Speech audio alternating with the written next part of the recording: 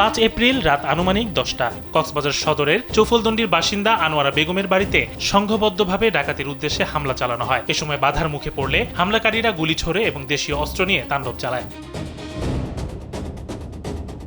হামলায় বৃদ্ধা আনোয়ারা বেগম, তার মেয়ে হাসিনা বেগম ও নাতনি তানজিনা আহত হয়। পরে আহতদের উদ্ধার করে কক্সবাজার সদর হাসপাতালে ভর্তি করা হয়। ভুক্তভোগীরা জানিয়েছেন, জিয়াউল হাসান জিয়া বাহিনীর নেতৃত্বে একটি গ্রুপ তাদের বাড়িতে এসে গুলি বর্ষণ করে টাকা ও স্বর্ণালংকার লুট করে নিয়ে যায়।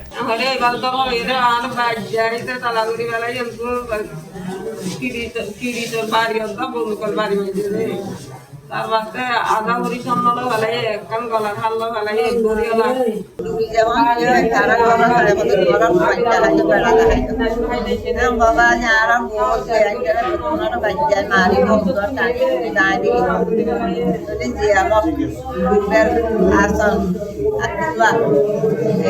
হাসি আরুন্যা ইনস ছবি মালে মালে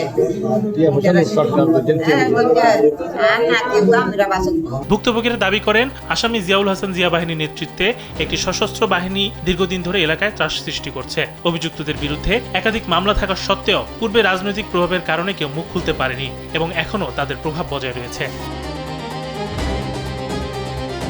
এই বিষয়ে কক্সবাজার সদর মডেল থানার ওসি সমিউদ্দিন জানান, গোলাগুলির খবর পেয়ে পুলিশ ঘটনাস্থল পরিদর্শন করেছে। এখনো কাউকে গ্রেপ্তার করা সম্ভব হয়নি, তবে অভিযুক্তদের ধরতে অভিযান চলছে। এই মামলা তো প্রক্রিয়াধীন আজাদ দিয়ে গেছে। মামলা তো প্রক্রিয়াধীন মামলা অলরেডি আজাদ দিয়েছে, তো প্রক্রিয়াধীন এটা আসলে অনেকগুলো আসামি, তো তার বিরুদ্ধে অনেক মামলা। ভাই, মামলার আসামি জিয়াউল হাসান জিয়ার কাছে তার মামলার বিষয়ে জানতে চাইলে তিনি তা অস্বীকার করেন। না, কিসের জন্য অস্ত্র মামলা দায়ের হবে আমার জন্য?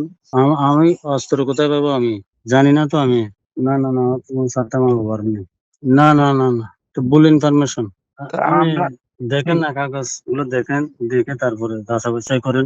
আমার তো এই ধরনের কোনো মামলা নেই। আমি একটু নামাজ পড়তে ঢুকতেছি, এখন আপনি যাচাই বাছাই করেন। আমি নামাজ পড়তে ঢুকতেছি। ঘটনাটি এলাকায় আতঙ্ক সৃষ্টি করেছে এবং স্থানীয়রা দ্রুত দোষীদের গ্রেপ্তার ও আইনের আওতায় আনার দাবি জানিয়েছেন। ইমাম শরীফ, কালবেলা।